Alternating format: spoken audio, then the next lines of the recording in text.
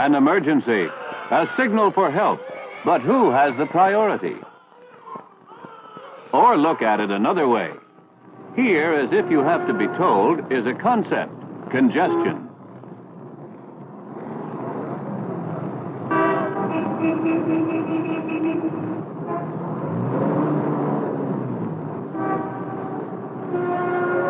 Somewhere out there is an ambulance with a mission.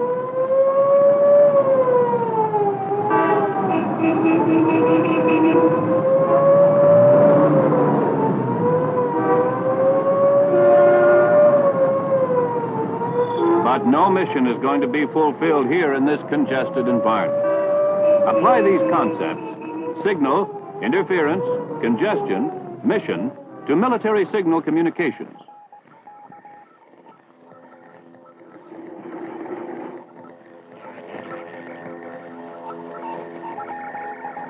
The increasingly serious problem of radio frequency interference threatens the ability of a commander to command. It is against this threat that the efforts and resources of the Electronic Environmental Test Facility at Fort Huachuca, Arizona, are directed. This old Indian Wars fort, once the home of the famous Apache Scouts, is now devoted to the modern methods of electronic reconnaissance and electronic warfare. As a result of the Defense Department's concern over radio interference, the newest region of investigation is in this fine Arizona sky. Here in the sky, in an intangible electronic environment, warring forces created by ourselves and not the enemy threaten catastrophe. It is here we must combat them. This is the invisible battleground.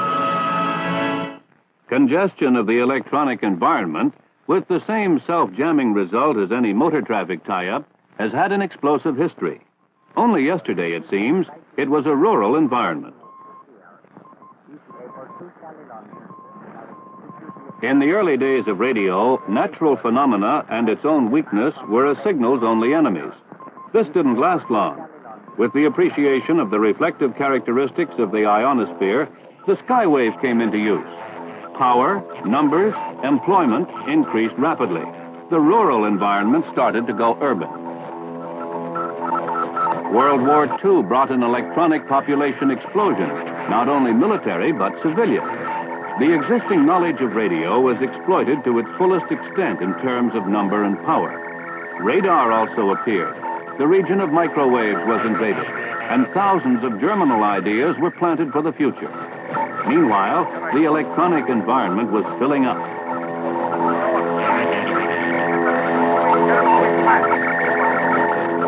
Then came the harvest of those thousands, perhaps hundreds of thousands of germinal ideas. After World War II and Korea, in the military field alone, scores of radar types appeared: air navigation and traffic control, fire control, tracking and space probes, combat personnel surveillance radars, short range, medium range, and long range, which, true to military tradition, can determine the sex of the object under study, although, of course, this is not its sole function. In signal communications, radio relay long ago joined the jam. New scatter techniques, single sideband transmission, radio teletypewriters, and in new fields, unmanned radio-controlled drone aircraft, transmitting combat intelligence to the field commander via television. The rub is that each of these new emitters use greater power than past devices and usually require a broader band of radio frequencies for operation, factors which make them sources of interference. In addition, new receiving equipments are usually of much greater sensitivity than old types and are therefore more vulnerable to radio interference.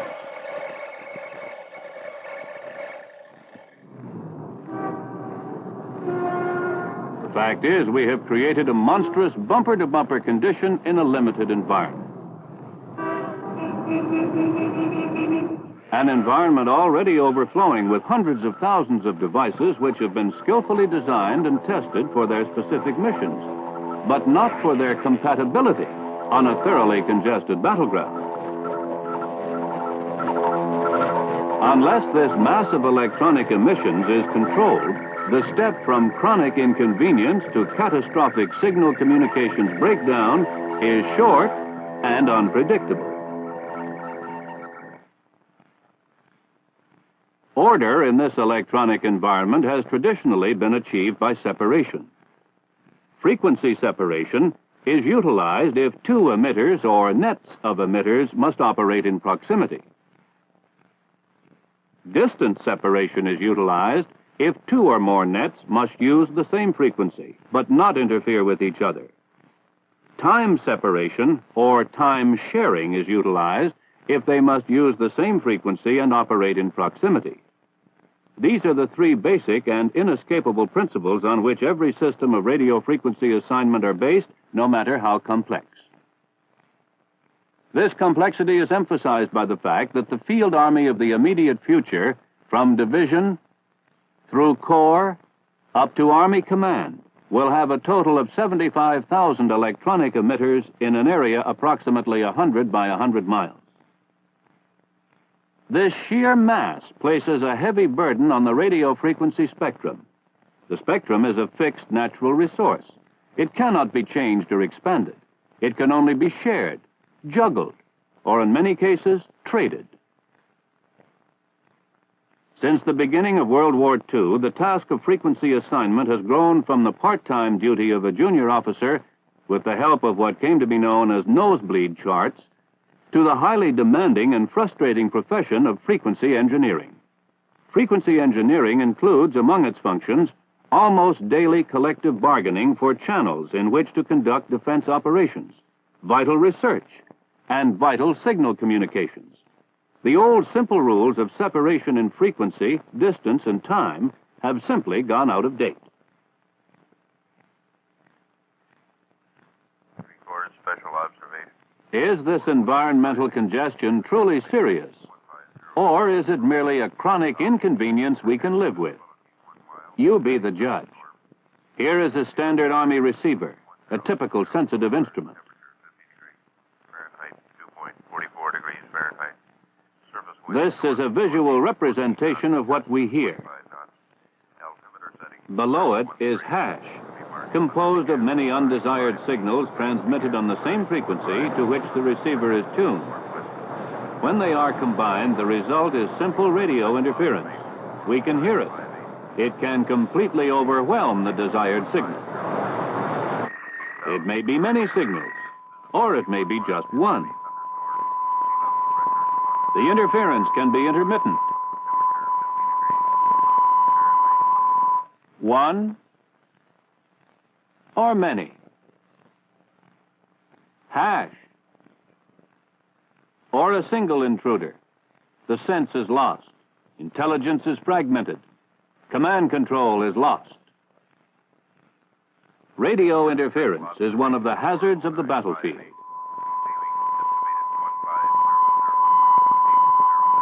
It is simple to think of an electronic emission as a two-dimensional, point-to-point line between two stations operating on the same frequency. Actually, an infinite series of electromagnetic waves is propagated in at least three dimensions, with length, width, and thickness. The desired emission will also inevitably contain spurious frequencies, which are harmonics of the fundamental, and other spurious emissions which may jam equipment. This problem is complicated by the fact that the complete spectrum signature of most of our equipment is still unknown.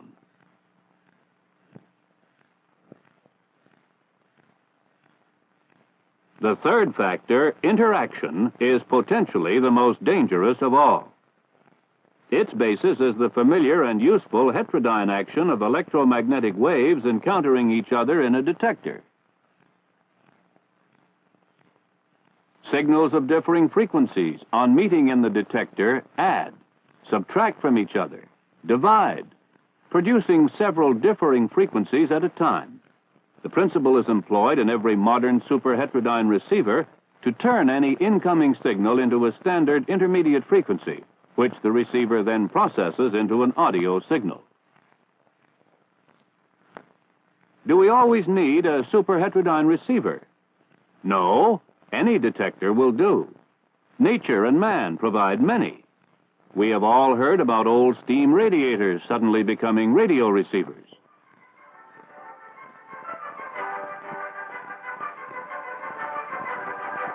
This new computer, destined for field use by the Army, is neither a transmitter nor a receiver.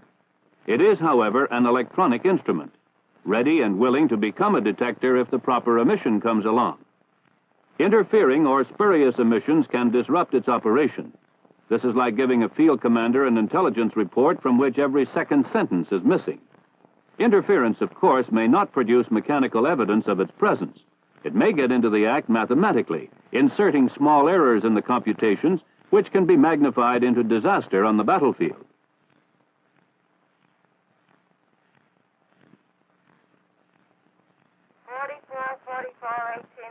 Pine Street Airport.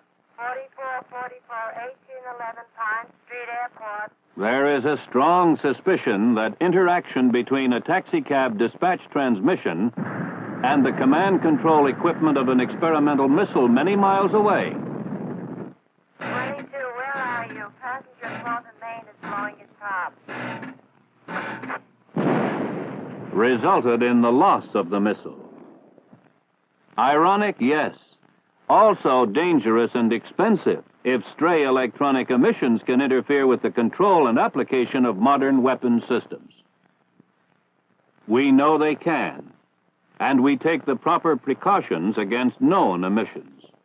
We can only do the best we can about emissions we do not know about, our own and not an enemy's. Like that nurse in the nursery, we need to know what is interference and what is not. The Department of Defense has addressed itself to this problem through the Joint Radio Frequency Compatibility Program, which embraces all of the services and is aimed at a general assault on the environmental situation. Each service is also charged with investigating its own peculiar electronic environment, and the Field Army's peculiar environmental problem derives directly from its mission, which demands extreme mobility and flexibility in its operations. Therefore, its electronic environment is dynamic. The type Field Army may be committed to a wide front. It may be segmented by nuclear-contaminated areas through which nothing but a radio signal can pass. It may be compressed on a narrow front. This environment changes in size and density with every one of its own and the enemy's actions and reactions. It alters with every decision of its commander. It changes as a result of the combat intelligence gathered by the Army's own electronic equipment. And it is in the crucial moment, when hammer strikes anvil, when command control is most vital, that radio interference may be the most deadly.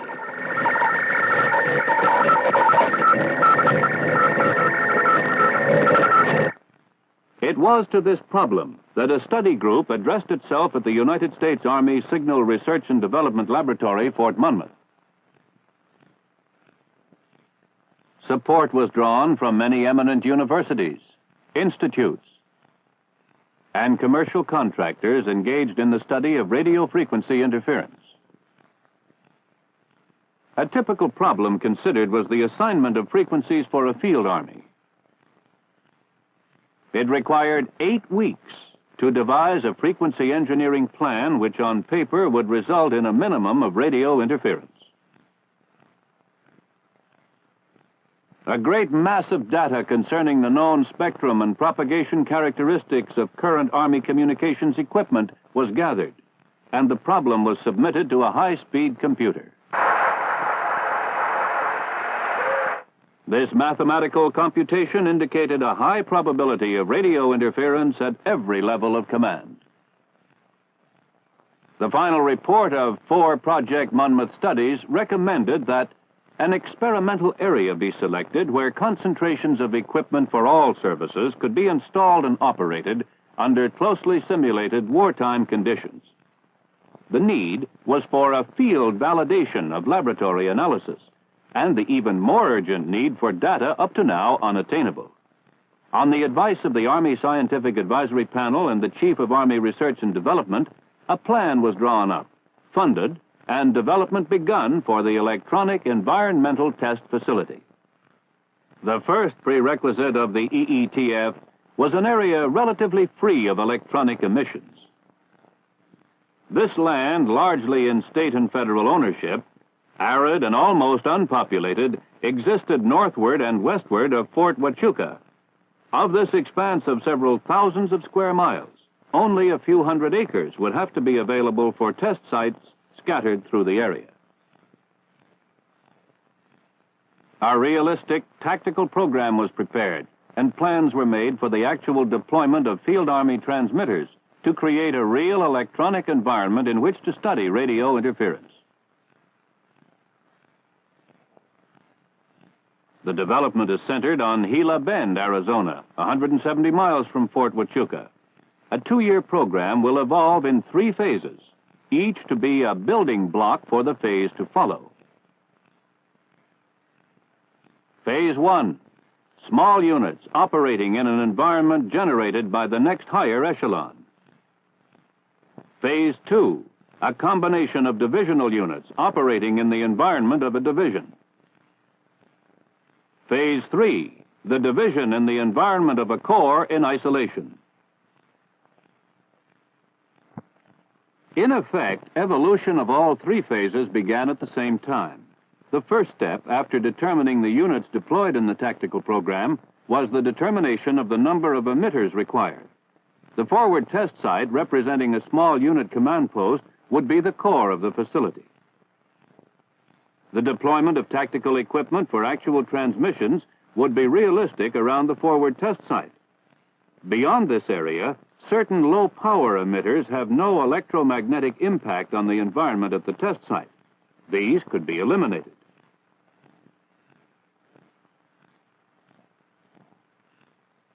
In adjoining areas, nets operating on a single frequency could be considered a point source. Only one station of each net would be operating at one time. One station on a heavy-duty cycle can represent the entire net. Directional emitters not oriented toward the test site also could be omitted.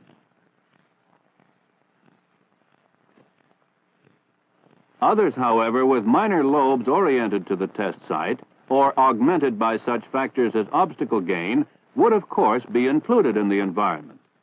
In addition, units in reserve were assumed to be observing radio silence. This approach reduced the actual number of emitters needed to generate a realistic core environment from thousands to several hundred. In profile, the EETF looks like this. However, only communications emitters are included in this initial effort. Thus, in the central area, 27 emitters represent 42 actual transmitters in a reinforced rifle company, and 13 represent 71 transmitters at the division advance, including medium artillery and division area signal communications. In the adjoining areas, 2 sites with a total of 32 transmitters represent 179, including those of a rifle company, battalion rear, and an artillery battery. In the flank company area, 11 transmitters represent 54, while in the adjoining battalion area, 41 emitters on 2 sites represent a total of 219 transmitters capable of causing interference at the forward test site. To round out the picture, 1 site with 26 emitters represents a total of 229 in 2 battalion areas of the adjoining division. A similar, but not identical deployment has been developed for the division on the left. This overall deployment represents a specific deployment of forces at a single instant of time.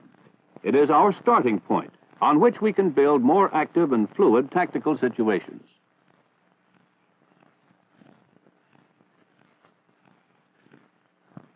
Heavy vehicle concentration encountered 400 yards due north of Hill 15. In the spring of 1961, Phase 1 tests were completed. These company and local environment tests were manually operated. Although being infantry emitters, they called for a little footwork, too. They did two things: validated the principle of emitter reduction and confirmed suspected areas of interference. Break. 200 yards. Authentication is Yankee, Yankee. Test and control equipment was ordered. Tactical equipment was modified slightly for automatic testing, without, however, altering its basic emission characteristics.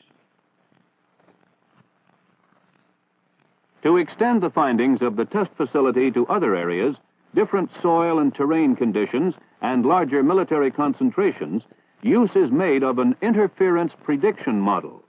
Such a model is a combination of measured characteristics and theoretical equations, which describe the passage of radio energy from each transmitter over the intervening terrain and on to the receiver.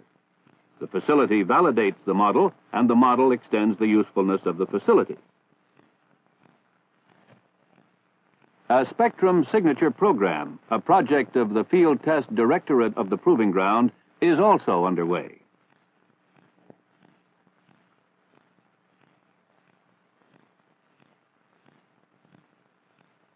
This will feed Army equipment data into the Department of Defense Joint Radio Frequency Compatibility Program. This project will also contribute data to the radio frequency interference prediction model. Just how far has this program progressed? Maintenance facilities are housed at Gila Bend. The forward test site building has been prefabricated from plywood and is installed below ground level so that only its receiving antennas project into the electronic environment. Frequency monitoring equipment operates at the periphery and within the EETF area. Outgoing as well as incoming signals are detected and corrective action taken where possible. 24 environmental generator vans have been installed in their sites. Each environmental generator consists of an Army transmitter and a test control box. Each emitter has been sited so that neither antenna, power cables, nor supporting guy wires cause abnormal interactions in the environment. One building at each site is portable. Even its stack is checked with a field intensity meter, or any piece of metal can become a spurious contributor to the electronic environment. How does EETF operate? It operates automatically by means of a carefully prepared punched card program. Here is a specific series of tests. Any emitter on any site may be designated to be one end of a test link. This emitter will be modulated with a 950 cycle per second test signal. The other end of the test link is a receiver at the forward test site. Test number 1 of this link will be under maximum environmental conditions. All the other emitters in the environment will be turned on and automatically voice modulated. Thus, the 950 cycle test signal must compete with a multitude of other signals coming from all the other environmental emitters, which are operating on hundreds of different frequencies. This test will determine if there is any interference degrading this link and the maximum extent of the interference. If interference is detected, the second test begins a meaningful sequence which seeks the sources of the interference on the link. In this test, only one of the environmental generators may be turned on. In subsequent tests of the same series, various combinations of environmental generators will be turned on. Thus, in test number 2, the 950 cycle test signal competes with only one other signal. In subsequent tests, it will compete with one or more different signals from one or more different emitters. Each test takes 30 seconds. From 500 to 1,000 tests can be run daily. This is test number 1. An automatic signal from the master sequencer. passes along a hard wire link to one of the environmental generator vans. A deck of punched cards turn the desired emitters on and verify proper operation for the first test. A malfunctioning emitter turns itself off, giving an alarm and causing a malfunction indication on a card. This card also provides off-on information for test number 2. Total, 7 seconds.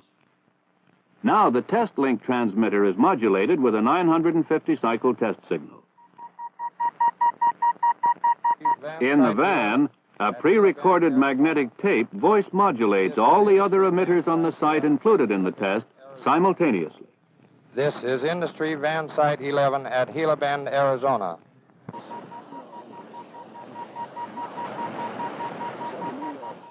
The received 950-cycle signal is compared for degradation against the tone originally transmitted over the test link by automatic interference detection equipment developed especially for the EETF. Interference check time, 22 seconds.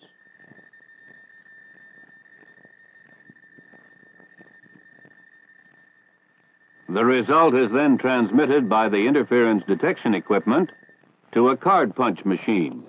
The interference information is now punched into the test card. This takes 1 second, completing test number 1.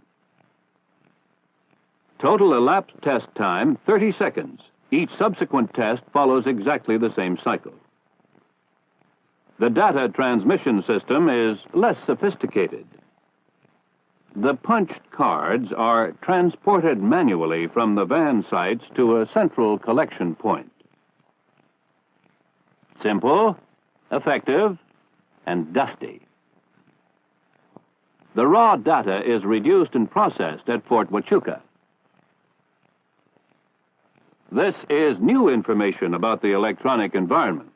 Most of the EETF tests to date have been aimed at validating, developing, and modernizing the original concept. At the end of the initial 2-year period, the EETF program will be able to move toward its goals from its inception in 1960. What are the goals of EETF? To reveal the incompatibilities in Army equipment and systems, to recommend modifications to reduce interference, to provide a firm basis for realistic design standards for new equipment, to test Army frequency assignment plans, to test newly developed equipment in the electronic environment, full-scale testing of division communications equipment operating in the environment created by core communications equipment will be completed in 1962. Future expansion of the EETF will include drone flights over the area to ascertain effect of drone electronic systems on the environment and vice versa. The effect of non-communications emitters, radar, jammers, countermeasures equipment, certain Navy, Air Force, and Allied equipment, as well as enemy emitters on the environment and vice versa. In addition, future expansion of the EETF will include modification of the tactical program as required. Of intelligence in hand, the scheme of movement of the aggressor is now clear. Atomic weapons. Authority to employ atomic weapons has been decentralized to division commanders attacking Area AB4.